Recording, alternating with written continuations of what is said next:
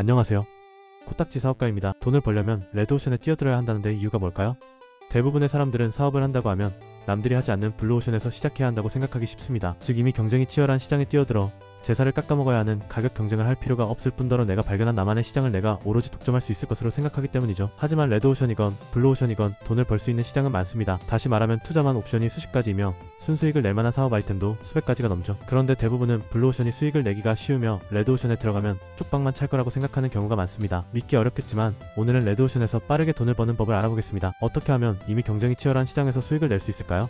답은 생각보다 간단한데 결론부터 말하자면 후발주자로서 기존 시장에 진입해 있는 경쟁자의 제품 혹은 서비스에 살짝 변형을 줘 차별화를 주면 됩니다. 예시로 치킨 시장에서 대표적인 후발주자로서 살아남은 교촌치킨은 양념치킨과 후라이드 치킨이 일반적이었던 시장에서 마늘 간장 소스를 통해 일반적인 치킨의 통념을 깨뜨렸죠. 이는 일부이고 만일 온라인 도매처에서 상품을 쿠팡에 올려 판매하는 위탁 판매를 떠올려 보겠습니다. 이것을 일반적인 방식과 차별화를 두자면 도매처에 있는 상품을 그대로 올리는 것이 아니라 해당 상품을 다른 상품과 엮어 업셀링, 즉 가치를 높여 비싼 가격에 판매하는 식이죠. 이는 일부이고 이뿐만 아니라 더욱 차별화를 두고 싶다면 누구나 떠올릴 수 있는 단점이라면 노골적으로 드러내는 방법도 있습니다. 예시로 고객들은 리뷰가 거의 없는 상품을 구매하기 꺼려하는 경향이 있습니다. 때문에 많은 판매자들은 리뷰 알바를 고용하여 소위 말하는 리뷰 작업을 진행하고 이렇게 얻어낸 높은 리뷰 별점을 바탕으로 고객을 유인하죠. 다시 말하자면 이를 역이용하는 겁니다. 상세 페이지의 가장 맨 상단에 저희는 리뷰 작업을 하지 않는다는 슬로건을 내세우는 것이죠. 이것은 적은 리뷰 수를 바탕으로도 고객을 유인할 수 있는 한 가지 방법이 될 수 있습니다. 또 다른 저가커피 시장을 타겟으로 한다면 남들은 3,500원 아메리카노를 저가 전략으로 1,500원에 팔 때 우리는 100원, 200원에 팔아 오히려 소비자에게 각인을 시키는 것이죠. 하지만 100원, 200원에 팔게 되면 팔 때마다 적자가 납니다. 이런 경우 어떻게 하면 차별화할 수 있을까요?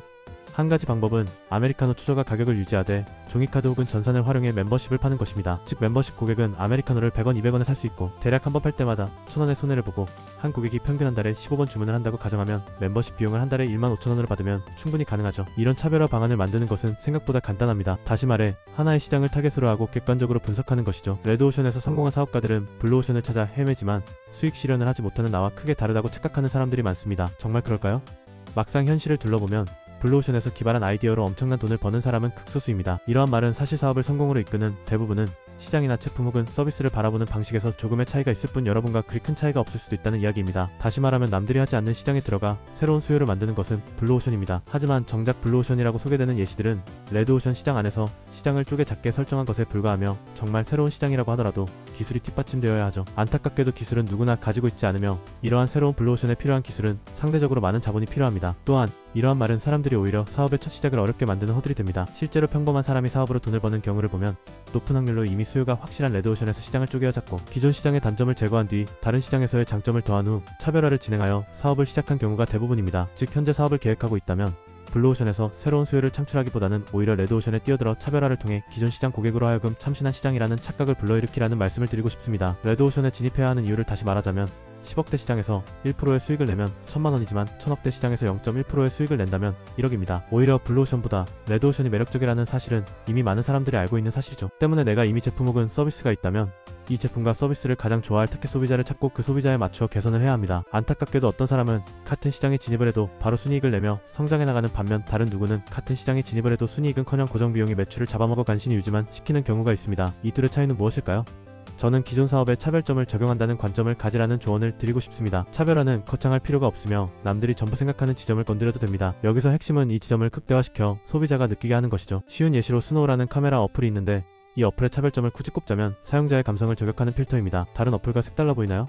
하지만 이러한 스노우는 이런 필터를 끊임없이 만들어 내고 있을 뿐만 아니라 광고 없이 쓸 수 있게 만들어 사용자가 느끼는 사소한 차별 포인트를 극대화하였을 뿐입니다. 또한 놀랍게도 차별화가 사업의 성공을 보장하지 않습니다. 왜냐하면 여러분이 진입할 시장은 기술적인 격차가 그리 크지 않기 때문이죠. 즉 쉽게 따라잡히고 쉽게 모방당합니다. 따라서 한번 사업을 시작한 이상 차별화에 대한 고민은 폐업하기 전까지 지속해야 한다는 말입니다. 그 예시를 살펴보면 너무나 유명한 인텔이라는 기업도 과거에는 기술 격차를 기반으로 차별화를 하였지만 기술 격차가 줄어듦에 따라 설계 역량으로 차별화를 하였고 최후에는 인텔이라는 브랜드 자체로 차별화를 하였죠. 여기서 얻을 수 있는 교훈은 끊임없이 바뀌어야 한다는 것이고 차별화의 최종적인 목표가 다름 아닌 브랜드를 통한 차별화라는 것이죠. 때문에 사업 초기부터 브랜딩이 중요하다는 말은 크게 신경 쓰지 않아도 됩니다. 다시 말해 브랜드는 시간이라는 축이 다른 어떤 요인보다 중요하다는 말입니다. 요즘 너무나도 많은 강의와 정보가 사람들을 현혹시키고 있는데 그러한 채널 대부분은 기획 속에서 조직적으로 움직입니다. 만약 당신이 사업을 하고 싶다면 먼저 어떤 시장에 들어갈지를 정해야 하며 그러한 시장에서 누구에게 어떤 제품을 팔지 고민을 한 후 필요한 역량을 스스로 개발하시길 바랍니다. 혹은 그런 역량이 있는 누군가를 적절한 제안으로 구해도 좋죠. 하지만 내가 아무런 능력도 없다면 안타깝게도 나에게 오는 사람도 비슷할 가능성이 높습니다. 또한 돈 버는 것과 관련된 강의는 우선 해당 분야에 몸으로 부딪혀서 조금이라도 실무가 가능할 때 들으시는 것이 훨씬 도움이 될 것입니다. 수동적으로 지식을 수용하기보다 주도적으로 이득을 취하시는 것을 추천드립니다. 강의를 들으시게 된다면 강사를 이겨먹겠다는 생각으로 접근하시기 바랍니다. 이상 코딱지 사업가였습니다. 감사합니다.